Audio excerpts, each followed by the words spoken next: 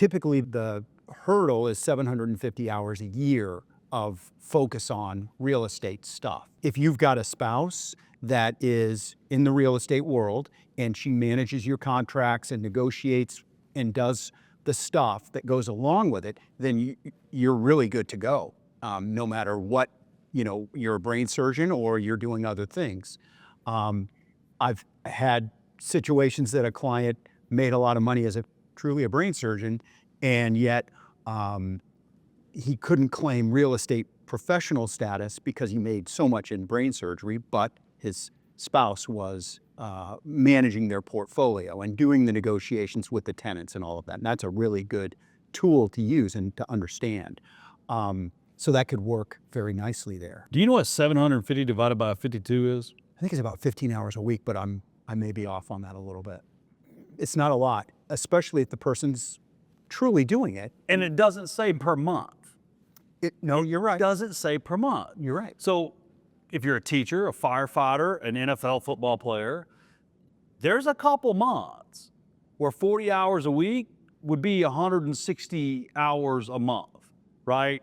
And what's 160 times 3? I don't know, 450? What was the number? 750 hours. So now I'm only 300 short. Yeah. Now I got 300 divided by 9. I got what? Help me out.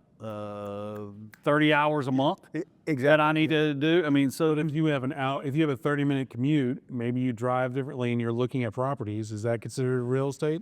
Yeah, I mean, Professionalism? now you can now you're starting to get into splitting hairs, which we're not going to do on film. yeah, exactly. Yeah.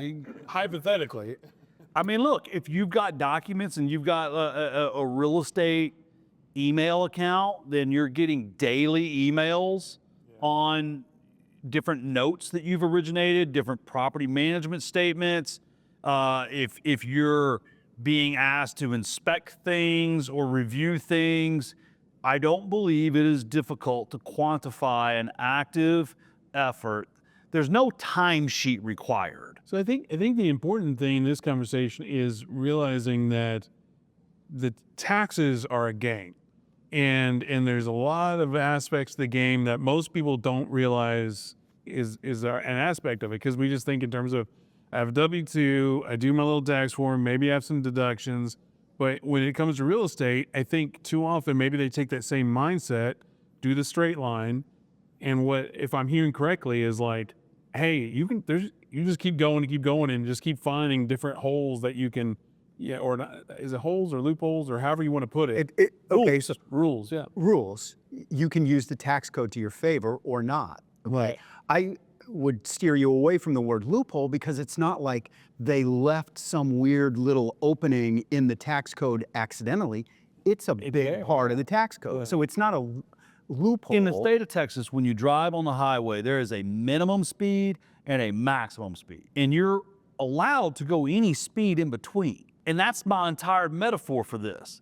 The tax code allows me to either not write off the depreciation, to do straight line, or to do a cost segregation study, and then do the rule by the years that it says each component is worth. Yes. And I can choose which part of the rules to follow, as long as I'm following the rule. Yeah. You can choose not to take part in cost seg or do.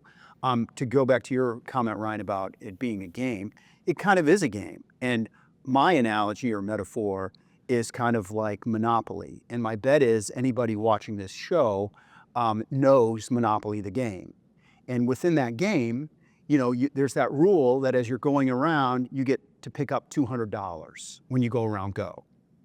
And if you miss it, the rules say you're not supposed to be able to come back and say, oh, hey, Dad, I forgot to pick it up my last go round. I'm going to take it now. No, that's not the way the game is supposed to be played.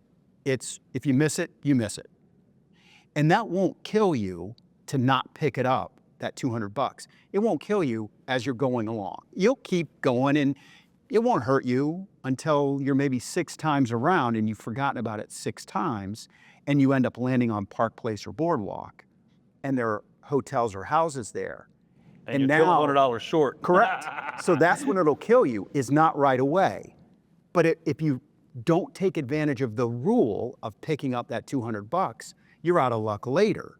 Okay, and so that's my metaphor is it's part of the game, it's part of the rules. Why would you not grab the $200? Because my bet is both Tim and Ryan would rather have that money, whether it's $200 or 20,000 or 200,000 or 2 million, whatever it is, you can control the destiny of that dollar versus sending it to DC and letting them decide where it goes. You get to go buy another property, or maybe you can take that money and fix up the current property, and guess what? Now you can charge a higher rent because you've fixed up the property. So if you know the rules or surround yourself, as you were saying, one of you were saying about how it's about your team that you put around you.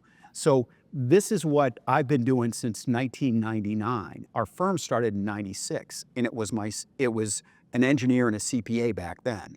I joined in 99. We were doing about 5 to 10 projects a year in 99. We ended up doing a seminar for a bunch of CPAs just outside of Boston.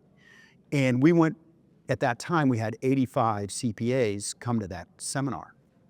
We went from doing 5 or 10 projects a year to doing a couple of hundred. Now we do a couple of thousand a year. So we go all over the country. We have 6 offices. We do everything from little Airbnbs to big skyscrapers.